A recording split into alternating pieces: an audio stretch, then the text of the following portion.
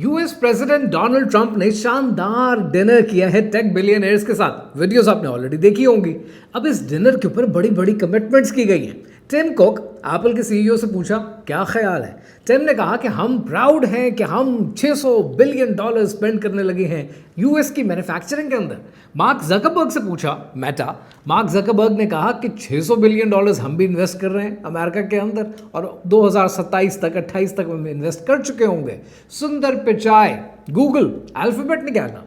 Alphabet ने कहा कि हम $250 बिलियन इन्वेस्ट कर रहे हैं। बिल गेट्स से पूछा गया तो ओवरऑल कमिटमेंट्स सिर्फ इस डिनर के ऊपर $2 ट्रिलियन की हैं।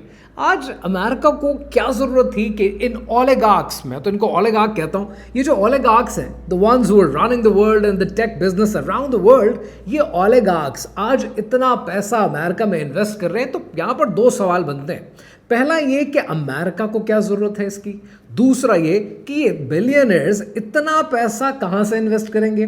और नेचुरली इसके ऊपर एक सवाल बनता है कि पूरी दुनिया में ये चल क्या रहा है। ये जो डी ग्लोबलाइजेशन चल रही है, प्रोटेक्शनिज्म चल रहा है, नेशनलिज्म चल रही है, कि कहानी है क्या। और इस कहानी को समझने के लिए पाकिस्तान और इंडिया का पर्सपेक्टिव समझना भी बहुत ज़रूरी है। अगर इंडिया का पर्सपेक्टिव समझते हैं तो इंडिया के बारे में डोनाल्ड ट्रंप ने ट्वीट किया कि looks like, and I am quoting his words, कि looks like we have lost India and Russia to deepest darkest China. May they have a long and prosperous future together, President Donald J. Trump. अब सवाल ये कि India के ऊपर इतनी सख्तियां क्यों हो रही हैं और इस सारी कहानी से जो डी ग्लोबलाइजेशन की चल रही है, इससे पाकिस्तान और इंडिया को क्या सबक सीखना चाहिए। कहानी क्या है, आइए समझते हैं।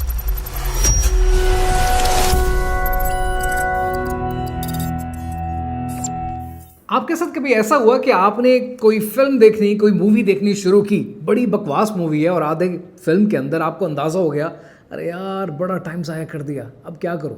लेकिन आपने वो मूवी कंप्लीट की सिर्फ इसलिए कि आप आधी इन्वेस्टमेंट कर चुके थे।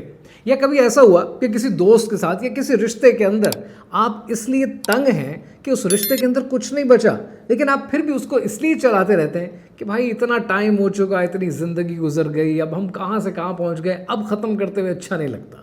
ऐसे बहुत से रिश्ते होते हैं, ख़ास तौर पे दोस्तों के दरमियान। या कभी आपके साथ ऐसे हुआ कि किसी चीज़ को आपने सिर्फ इसलिए कैरी ऑन किया क्योंकि अब बहुत देर हो गई, अब इतने अरसे से कर रहे हैं, अब इसको छोड़ नहीं सकते।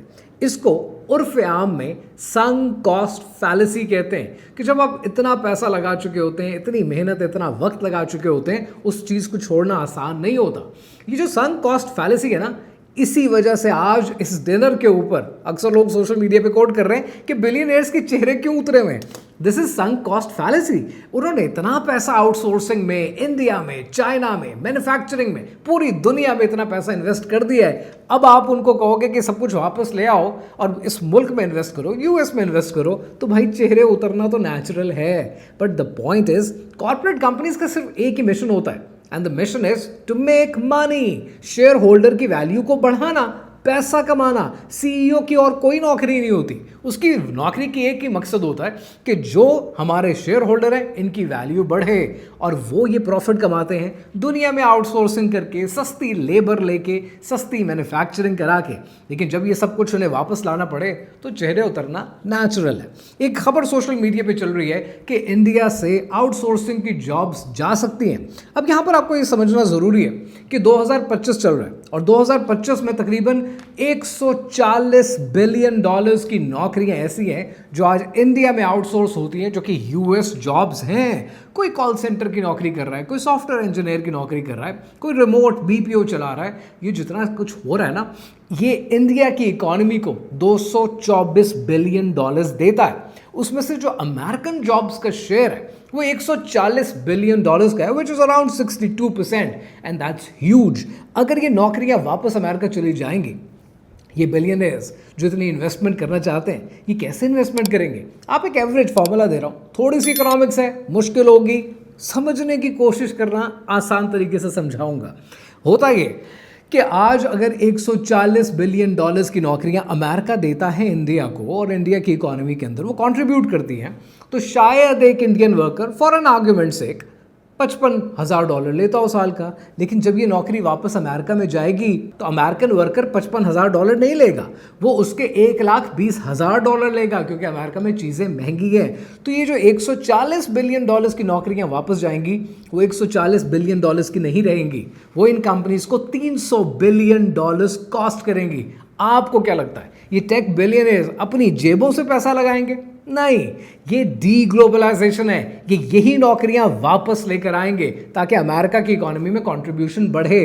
$300 बिलियन हो जाएगा जब तक अमेरिका में ये नौकरियां आएंगी। लेकिन जब ये नौकरियां आएंगी तो दूसरी तरफ अमेरिका इन नौकरियों पे जो लोग काम करेंगे उनसे टैक्स भी लेगा। अगर 25% भी टैक्स ले तो $75 बिलियन का फ़ायदा अमेरिका को और हो जाएगा। और उसके अलावा एक मल्टीप्लायर इफेक्ट भी होता है, यानी आज अगर मुझे नौकरी मिली, मान लो इंडिया की नौकरी थी, मुझे मिल गई, मैं अमेरिका में रहता हूँ, तो अगर मुझे वो नौकरी मिल गई तो मैं क्या करूँगा उस पैसे का? मैं उस पैसे से अंडे लूँगा, डबल रोटी लूँगा, खाना खाऊँगा, किसी को घुमाऊँगा, सैर करूँगा, कुछ भी करूँगा, तो वो पैसा मल्टीप्लायर इफेक्ट में 2 से 3 गुना इकोनॉमी में मजीद कंट्रीब्यूशन करता है। So that contribution will bring another $300 billion.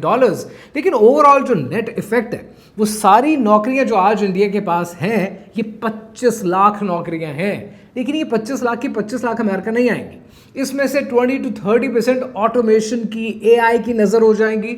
जितनी नौकरियां आएंगी वो मजीद आउटपुट देंगी, क्योंकि इंडिया या किसी भी मुल्क के मुकाबले में अमेरिका की प्रोडक्टिविटी 20% ज़्यादा होती है। इसलिए नहीं कि अमेरिकन बहुत अजीम कौम है या वो बहुत ज़्यादा काम करते हैं, वजह यह है कि उन मुल्कों में ना एक इनेबलिंग एनवायरनमेंट मौजूद होता है। मैं काम करने बैठा हूँ, मैं अंग्रेज़ी में बीपीओ में चला रहा हूँ, लेट्स से मैं इंडिया में बैठा हूँ और मेरे पास एक अमेरिकन नौकरी आ गई है। अब मैं काम कर रहा हूँ, लेकिन कभी मेरा इंटरनेट नहीं चल रहा, कभी मेरे कोई और इश्यूज़ हैं, कभी यहाँ पे हड़ताल चल रही है। ये प्रॉब्लम्स होते हैं कि जब आप जॉब्स को आउटसोर्स करते हैं, ऑफशोर करते हैं, लेकिन जब उसको रीशोर करते हैं, वापस अपने मुल्कों में लेके आते हैं, तो आम लोगों की प्रोडक्टिविटी 20% बढ़ जाती है, क्योंकि उन मुल्कों में, अमेरिका जैसे मुल्कों में एक इनेबलिंग एनवायरनमेंट मौजूद है। ये सारी कैलकुलेशन जब आप करेंगे, आपको ये पता चलेगा कि जब ये बिलियनर्स ये नौकरियां वापस लेकर आएंगे, अमेरिका को नेट इफेक्ट $300 बिलियन का होगा, and that's a substantial amount for American economy. अब आपको ये बात तो समझ में आ गई कि ये बिलियनर्स अपनी जेब से पैसा नहीं लगाएंगे। जो कुछ इन्होंने ऑफशोर किया है उसको रीशोर करने की कोशिश करेंगे तो भी पैसा वहां से निकाल लेंगे। लेकिन इसके नुकसानात भी होंगे। अमेरिका के अंदर हायर प्राइसेस मिलेगी। दूसरा, इन कंपनीज के कॉर्पोरेट प्रॉफिट्स गिर जाएंगे। इन कंपनीज की इंटरनेशनल मार्केट में कंपेटिटिवनेस बहुत हद तक गिर जाएगी, कम हो जाएगी। लेकिन इन सबके सॉल्यूशंस मौजूद हैं, तो चेहरों का उतरना तो बनता है। जब कॉर्पोरेट प्रॉफिट कम होगा तो चेहरे तो उतरेंगे। लेकिन सवाल यहाँ पर यह है कि अमेरिका ये सब कुछ क्यों कर रहा है और हमारी तारीख हमें इसके बारे में क्या सिखाती है। अब सवाल ये है कि अमेरिका ये सब कुछ क्यों कर रहा है। Number 1, as I said already, बहुत दफ़ा आपको पहले भी डिस्कस किया है, बहुत दफ़ा पहले भी बताया, लेकिन एक बार फिर थोड़ा तफसील से समझ लेते हैं। This is deglobalisation. अब आप इसको डी ग्लोबलाइजेशन कहें, आप इसको प्रोटेक्शनिज्म कहें, या आप इसको नेशनलिज्म कहें, कहानी एक ही है, कान को कहीं से भी पकड़ें। बट सवाल ये है कि अमेरिका आज पूरी दुनिया को इस सिग्नल दे रहा है, ख़ासतौर पर चाइना को, कि ऑफिशियली कोल्ड वॉर 2 शुरू हो चुकी है अमेरिका और चाइना के बीच में, और अमेरिका को अपने रिसोर्सेज पहले से ही प्रोटेक्ट करने हैं। जो नौकरियां बाहर जा चुकी हैं वापस लेके आनी है, अपनी इकोनॉमीज को चलाना है, और ये कोल्ड वॉर 2 है। अब मुल्कों ने फैसला करना है कि उन्होंने चाइना के ब्लॉक में जाना है या उन्होंने अमेरिका के ब्लॉक में जाना है। अब तारीख इंसान की क्या कहती है? तारीख कहती है कि ये डी ग्लोबलाइजेशन कोई नई चीज़ नहीं है, ये पहले भी होती रही है। 1930 में यूएस के अंदर स्मूथ हॉली एक्ट पास हुआ। उस एक्ट के तहत 20,000 से ज़्यादा प्रोडक्ट्स के ऊपर अमेरिका ने 59% टैरिफ इम्पोज कर दिया। नतीजा क्या निकला? दुनिया की इकोनॉमी 10 से 15%, दुनिया का जीडीपी गिर गया। फिर उसके बाद 1931 में इंग्लैंड ने गोल्ड स्टैंडर्ड छोड़ दिया और इंग्लैंड ने कहा हम दुनिया के साथ ट्रेड नहीं करेंगे, हम ट्रेड करेंगे सिर्फ अपनी कॉलोनीज के साथ। नतीजा क्या निकला? 66% ग्लोबल ट्रेड गिर गया। फिर आपने 2008 में देखा फाइनेंशियल क्राइसिस आया। फाइनेंशियल क्राइसिस में सारे मुल्कों की कोशिश क्या थी? अपने पैसे को प्रोटेक्ट करें, फ्लो ऑफ कैपिटल ना हो हमारे मुल्कों से। तो आपने हर तरफ देखा कि फ्लो ऑफ कैपिटल को लेकर पूरी दुनिया सीरियस हो गई। इकोनॉमी एक बार फिर 10 से 15% गिर गई, जीडीपी गिर गया। यहाँ पर आपने एक और चीज़ भी देखी कि पाकिस्तान को FATF में डाल दिया गया। उसमें टेररिज्म और बहुत सारी शर्तें और डाल दी गई, बट मेजर काम था क्या? मेजर पॉइंट तो यही था कि फ्लो ऑफ कैपिटल ना हो सके।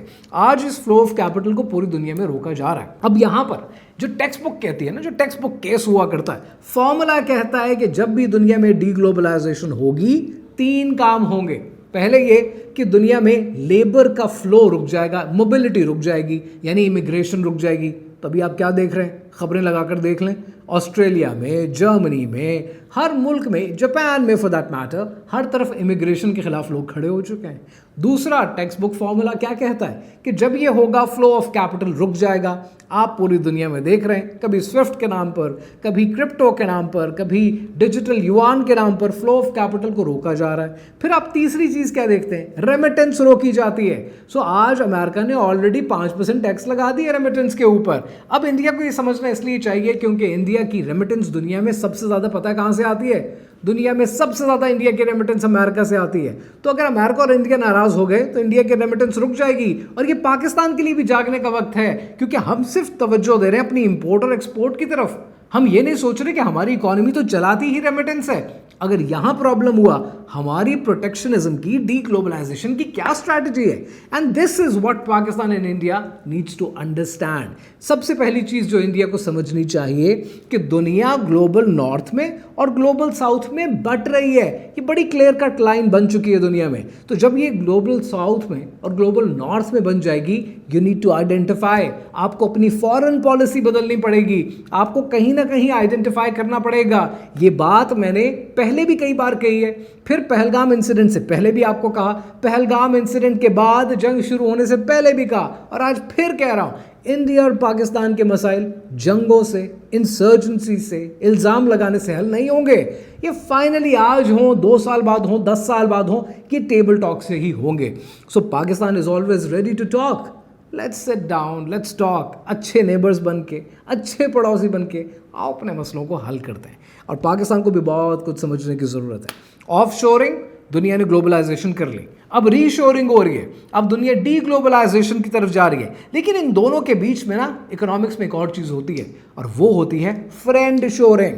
जब एक मुल्क कहता है ना कि मुझे दुनिया से कुछ नहीं चाहिए, मैंने अपने आप को प्रोटेक्ट करना है, अपनी इकोनॉमी को बचाना है, वो पहले फ्रेंड शोरिंग भी देखता है, क्योंकि हर मुल्क हर चीज़ नहीं बना सकता। वो कोशिश करता है कि मेरे किसी दोस्त के पास है तो मैं उससे ले लूं।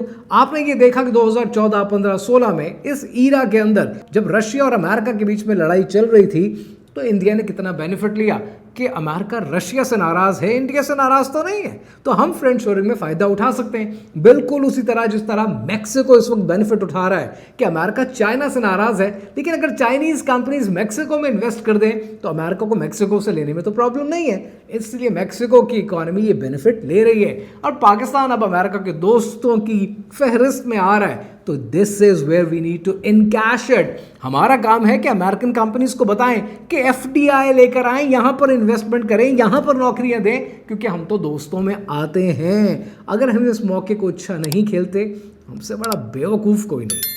दूसरी चीज पाकिस्तान को समझनी चाहिए कि डी ग्लोबलाइजेशन में अपने रिसोर्सेज को हमने प्रोटेक्ट करना है। And the biggest resource right now that we have, that is rare earth minerals.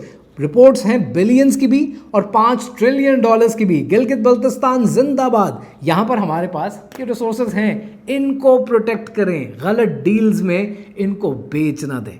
We need to understand this. And the last point for Pakistan, अगर रेमिटेंस रुक गई, बड़े मामला खराब हो जाएंगे। तो अपनी इकोनॉमी को अगर इंडिजिनस बनाना है, तो हमारी यूथ जो बेरोजगार है, किसी ज़माने में आपने इनको ना, हारियों को, किसानों को ज़मीनें दी थी। आज जितनी ज़मीनें हमारे पास हैं, ये लोगों को 1-1 एकड़ के हिसाब से बेरोजगार यूथ में बांट दें।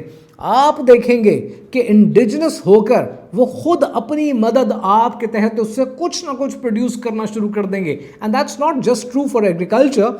आज पाकिस्तान में कितने सिक यूनिट्स मौजूद हैं जिनको हम बेचने की कोशिश करते हैं। ये सिक यूनिट्स MBA पास ग्रेजुएट्स को दे दें, ये वो धंधा चला देंगे। इकोनॉमी को ओपन अप करें अपनी आवाम के लिए। आपकी आवाम बहुत कुछ कर सकती है। अगर आप थोड़ी सी भी सिंसियरिटी दिखाएंगे, ये मुल्क चलना शुरू हो जाएगा। दुनिया बदल रही है, और इस बदलती दुनिया के साथ हमारा बदलना बहुत ज़रूरी है।